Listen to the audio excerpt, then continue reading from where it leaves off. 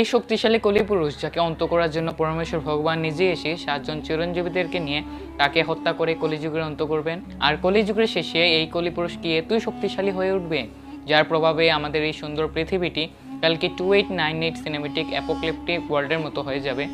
আর কেন কলিপুরুষ আমাদের মতো যে কোনো জায়গায় বাস করতে পারে না তা আজকের ভিডিওতে আমরা সবিস্তারে জানবো। তো শুরু থেকে শুরু করা যাক।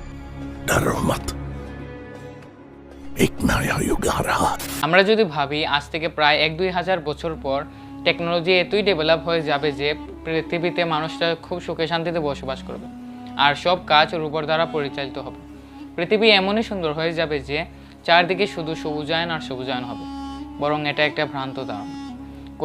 কলিযুগের রাজা কলিপুরুষ তখন এতই শক্তিশালী হয়ে উঠবে যে পৃথিবী ধ্বংসের মুখে চলে আসবে। তো এখন জানা যাক হু ইজ ইভিল কালি। ব্রহ্মার পাদপৃষ্ঠ থেকে জন্ম হয় অধর্মের আর তার পত্নী হচ্ছে মিথ্যা। তাদের 2 সন্তান, এক পুত্র ধম্ব আর কন্যা মায়া। তারা ভাই বোন হওয়া সত্ত্বেও বিবাহ করে আর তাদের বংশধররাও একই পরম্পরা অনুসরণ করে আর জন্ম হয় কলি। জন্ম তো হয়েই গেল, কিন্তু সে আমাদের মতো যে কোনো জায়গায় বাস করতে পারবে না। যেখানে স্বর্ণ, আমিষ আহার, মাদক দ্রব্যের নেশা, অবৈধ শ্রীসঙ্গ ও দ্রুতকেরা হবে সেখানে সে বাস করতে পারবে। কিন্তু কেন সে আমাদের মতো যে কোনো জায়গায় বাস করতে পারবে না? আর কেই বা তাকে এই 5টি জায়গায় থাকার অনুমতি দিয়েছে?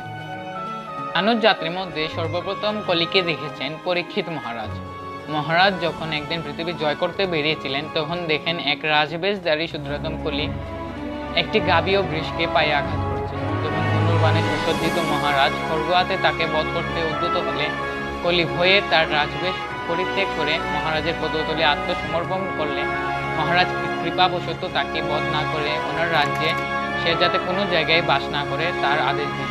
কলি তখন ওনাকে বলল সে যেখানেই বাস করবে মনস্থ করতে সেখানেই ধনুর্বাণে সুসজ্জিত মহারাজকে দেখতে পাচ্ছে।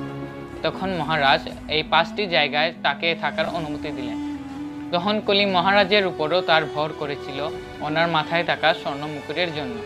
তখনের মতো সময়ে যদি পরীক্ষিত মহারাজের মতো ব্যক্তিকে কলি যদি প্রভাবিত করে থাকে তাহলে এই কলিযুগে এখন তো এই 5টি কাজ প্রবল বৃদ্ধি পাচ্ছে। তখন মানুষে দেশে মারামারি তো লেগেই থাকবে, না পাওয়া যাবে শুদ্ধ বায়ু, না পাওয়া যাবে পানি। সবকিছু কালকে 2898 এডি মুভির মতো হয়ে যাবে। আমাদের এই আধুনিক টেকনোলজি তখন আমাদের মানুষেরই ধ্বংসের কারণ হয়ে দাঁড়াবে। চারদিকে শুধু ত্রাহি শব্দ শোনা যাবে। তখন পরমেশ্বর ভগবান শ্রীকৃষ্ণ আবার এই পৃথিবীতে অবতরণ নিয়ে 7 জন চিরঞ্জীবীদেরকে নিয়ে এই কলিযুগের অন্ত করবেন ও সাধু ভক্তদের রক্ষা করবেন। হবে এরকম হিস্টোরিক্যাল মজার স্টোরিগুলো নিয়ে। ততক্ষণের জন্য থ্যাঙ্কস ফর ওয়াচিং।